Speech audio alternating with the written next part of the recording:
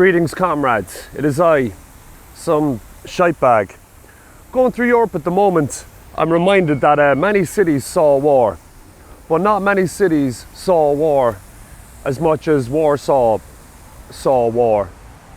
We'll get into it, but first, check out this bandito here. Let's discuss this cool ass fucking building, and then we'll talk about some more, yeah? It's the world's shittest travel show. Get your shit, it's time to go. Get your fat ass off the floor and get outside the fucking door. We're going to meet new faces, see new places, make faux pas, try not to be accidentally racist. All of the equipment is shit, the audio shit, the video shit, the general cinematography, it's all shit. So if you didn't know, now you know. Tally ho, welcome to the world's shittest travel show. So, what the fuck is this? It's the Palace of Science and Culture. You uncultured swine. What an absolute behemoth. A spicy bandito of a situation, to be sure. So, this was built in 1955 in the pretty much ruined city of Warsaw, which seen more war than most cities in World War II. And it was built by old granddaddy Stalin himself as a gift, a very much unwanted gift for the Polish people.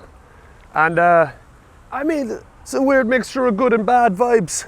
I mean, it's reminiscent of a horrible time, but also next to the modern horrible shit, looks pretty swanky, right? Pretty swanky indeed. So at the time it was built, it was the 6th biggest building in the world, and definitely the biggest building in Poland.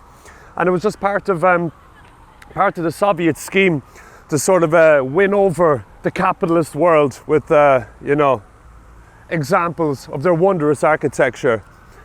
And you can see it from basically like everywhere in the city. And to be honest, it's pretty fucking cool.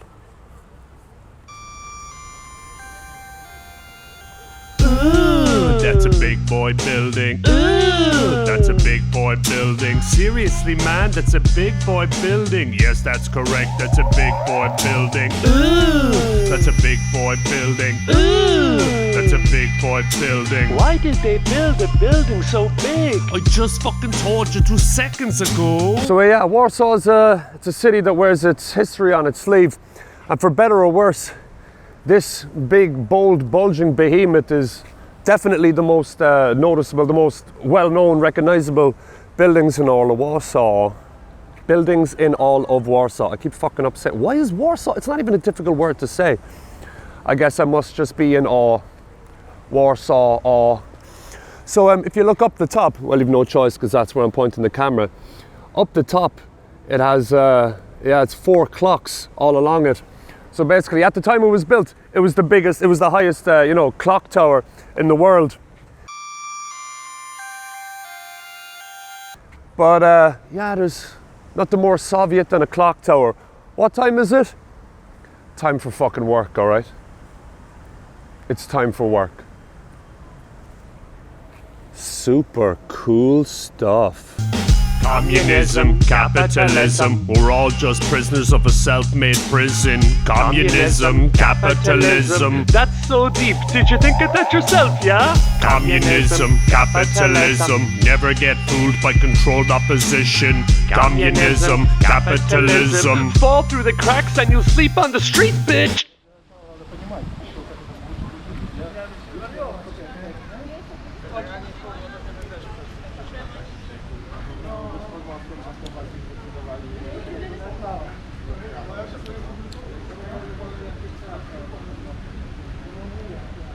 We all know Stalin obviously wasn't a communist, but that was the branding. They had to keep the communist branding going. So if you're not going to follow the tenets of communism, at least you're going to pay lip service. We could see here, since it was an international movement, you have, I guess, all the races of the world represented. Because it was an internationalist movement, huh? Remember? When it was built, it was the second tallest building in Europe, after the Moscow State University building upon which it was modelled. It was the gift nobody asked for, but since Stalin insisted it be built, what was to be done with it? It contained a whole multitude of cultural functions with museums, swimming pools, theatres, the Academy of Science, the Institute of Marxism and Leninism, random offices for lads to pretend to type important letters to men with large moustaches, all sorts of stuff. These days, it's become so much of a financial burden to keep operational that there are serious discussions at a governmental level about whether or not to knock the whole feckin' thing down. It was built with the labour, I think I said 6,000 Polish and Soviet workers, so I'm sure we're all completely voluntary. I'm sure there was lots of work choices in a fucking destroyed city at the time. But I mean, it's fucking gorgeous, man. No denying that. It's imposing, it's big, it's bold, it's beautiful. A little bit like myself. So sadly, of all these thousands of workers who were working on it, 16 people died in its making. I guess health and safety wasn't exactly fucking numero uno on the list after the biggest war in the history of humanity. But yeah, you gotta crack a couple of eggs to make a Soviet omelette. So while 16 people died in the construction of this memory of World War II, we're not talking about construction. We're going to talk about destruction and 200,000 people who died in the destruction of a couple of buildings. So we're going to have to go to quite a less impressive visually place. We're going to go over that way a bit. I need to check my Google Maps.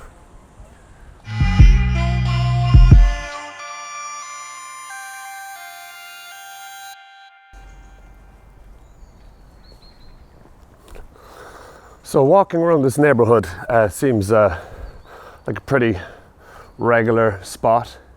Nothing too crazy going on. And strange thing is, in this side of Warsaw, I'm actually walking through the old Jewish ghetto from World War II. So before the Russians moved in, started building shit and knocking shit, the Nazis were here on a pretty brutal occupation, as the Nazis were known for. But the most brutal aspect of the occupation was the Jewish ghetto. So basically over 400,000 Jews were all rounded up and stuck in this one area so they could, you know, keep an eye on them. And yeah, this area we're in now is the small ghetto. Now all traces have been erased. I guess people wanted to move on and forget. But we might find some small little vestiges of the past in this heavily gentrified area. Thank you, sir. The Warsaw Ghetto uprising was the largest civilian uprising against the Nazis and deserves its place in history amongst the greatest last stands to ever occur. The Warsaw Ghetto was an unimaginable hell during the most brutal and insane days of human history. The final solution was in full swing, with train tracks stretching across the continent to deliver Jews, gypsies, socialists, homosexuals and Slavs to be slaughtered in secret. And slowly, rumours began circulating of what lay in store for those in the ghetto. So the Warsaw Ghetto was basically where almost 500,000 Jews were stuck by the Nazis during the occupation, and there's basically not a trace of it around, except for one tiny bit of wall that we might be able to find. Yeah, it's just all Soviet era apartment blocks, then the big new boys.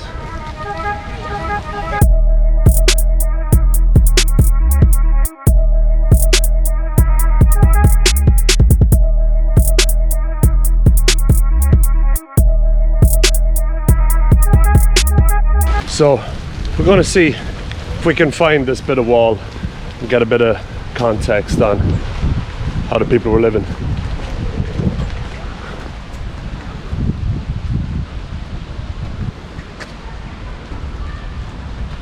Before the war, Warsaw had the second largest Jewish community on earth after New York. But in 1939, the Nazi occupiers began herding the Jewish population of Poland into increasingly smaller areas to be dealt with later, and kept them separated from the general population in ghettos, the largest of which was Warsaw. 400,000 Jews were ordered into 3 square kilometers, which was then surrounded by a wall. In deplorable conditions, they lived their lives totally at the mercy of the occupiers, where any day they could be bombed or shot or humiliated by soldiers who had no fear of reprimand. So right across from the battle of capitalism and communism, you see another structure here which betrays the dirtier history of Warsaw. So right there is the very last remainder of the wall of the Warsaw Ghetto.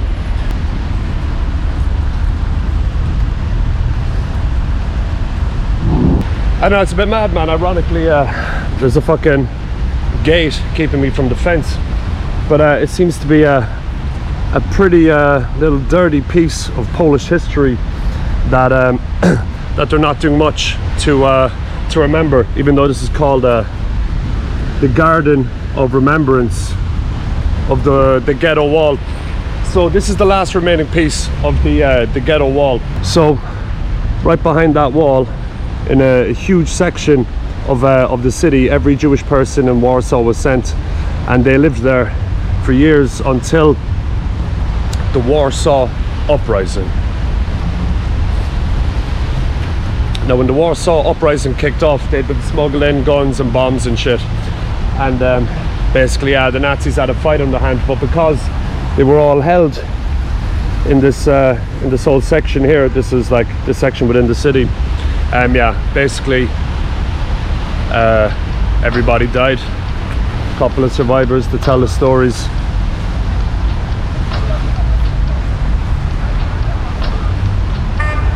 Finally, the prisoners had had enough. Mass deportations in January 1943 had led to a point where the militants decided to stage their last stand. The Ghetto Underground, the Jewish Combat Organization, and the Jewish Military Union had been preparing for months for this eventuality. All-out guerrilla warfare. They had been digging a complex of tunnels and bunkers to fight from, and were collecting weapons that had been smuggled in or stolen from their jailers, as well as creating homemade bombs. They knew they had no hope of victory. This was a last chance to scream to the cosmos that they would not go to their death silently, that they would not accept their fate without a fight against a superpower they knew they could not defeat. They would not accept humiliation. And so began the largest civilian uprising against the Nazi evil. When the pendulum of history is swinging, be warned when the dogs in the corner refuse to conform. When today is for action, tomorrow we mourn. When the few in the night make it through to the dawn. When the commoners are summoned by the trumpet and horn. When the trickle of people turns into a swarm. When the swarm realize all the power they form. That's when clouds of dissension turn into a storm. Old gods die and messiahs are born. That's when flags flying high are pulled down and torn. That's when oaths of revenge against tyrants are sworn. When the scalps of the once high and mighty are shorn. Although they were poorly armed and vastly outnumbered and outgunned, the resistance used the tunnels and bombed out buildings to launch guerrilla attacks on their prison guards. Molotov cocktails were hurled on tanks and soldiers alike, and gun battles took place throughout the back alleys. The only difference between the prisoners and the jailers was that the prisoners had nothing left to lose. In this insane era of mechanized death, they had only one choice, and that was to go out on their own terms. The Nazis licked their wounds and called upon their heavy machinery, and for over a month they fought the Jewish resistance in their bunkers and in their dugouts. 1943, the fire is stoked when the people are hopeful and vocal. 1943, so it goes when the proles are emboldened to take on the nobles. 1943, what time is it? 1943, what year is it? 1943, the uprising of 1943, Ghetto uprising 1943, Ghetto uprising 1943, the Ghetto uprising 1943, the Ghetto uprising 1943. The uprising was crushed, as it was always destined to be, but it was not without effect. There were over 100 Nazi casualties and 300 resistance casualties. When all was lost, some of the commandos used the tunnel systems to escape and regroup in the forests outside the city, while others remained and committed suicide attacks. The Nazis took control of the ghetto and murdered the remaining 50,000 prisoners in their camps. Few survived to tell the tale. But the gunshots of the oppressed ring out through history, echoing down the back streets of eternity and inspiring resistance movements across the planet to not march to their graves silently, but to drag the devil down with them. So these tram tracks I'm on here, on this street, mark the boundary of basically the large and small Jewish ghettos of Warsaw. And they were on this street here. I'm going to mispronounce it, Cholodna. But on Cholodna, in 1941, it used to be Aryan Cholodna, because you know, the Nazis, the dirty fucking Aryans. Now we're going to see one of the very, very embarrassingly few memories of the Jewish ghetto in Warsaw, and it's right here. Pretty innocuous, right? Those metal poles going up to that metal pole there. Basically, it used to be called the Bridge of Sighs, or now a footbridge of memory. So what these pretty innocuous metal poles signify is there used to be a bridge going all the way from there to there. And this bridge is about as sinister as it gets. It was a bridge between the two ghettos. So in the large ghetto, which was the big one, was up this direction, and the small ghetto was down this direction. And all here was basically where everyone else in the city could go, where everybody could roam free. So keep in mind, over 400,000 Jews stuck into this small area.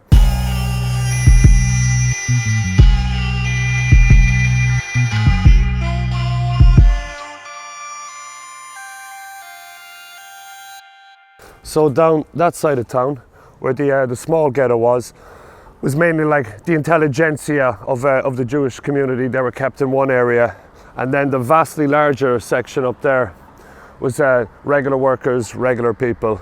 Not that the intelligentsia aren't regular, but they would walk up this stairs here, and so as not to infect the Aryans below, they would walk into to the other area.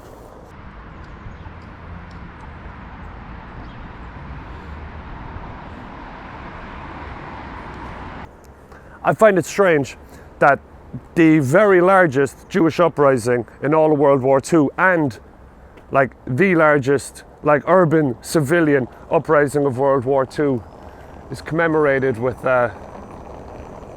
something as kind of innocuous as this.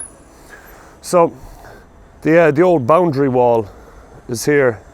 Sadly, there now remains only the faintest of echoes from this calamity, with the former wall being plotted out in the city streets. But there is also a larger official memorial that I lost the fecking footage of due to my shite equipment. But if you're in the area, it's well worth paying a visit to pay respect to the heroes of the resistance.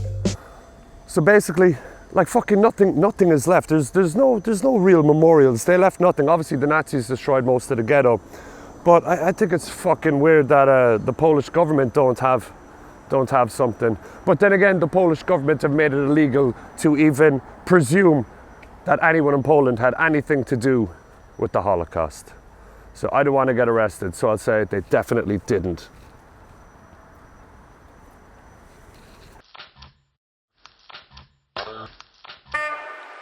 Yo, thanks to everybody for watching and supporting the channel, and especially thank you to everybody who supports the channel on Ko-fi. You keep it alive. There's never any adverts on this channel. It's a non-profit situation, but if you want to help me get some new equipment to make better shite, the link is in the bio. Cheers.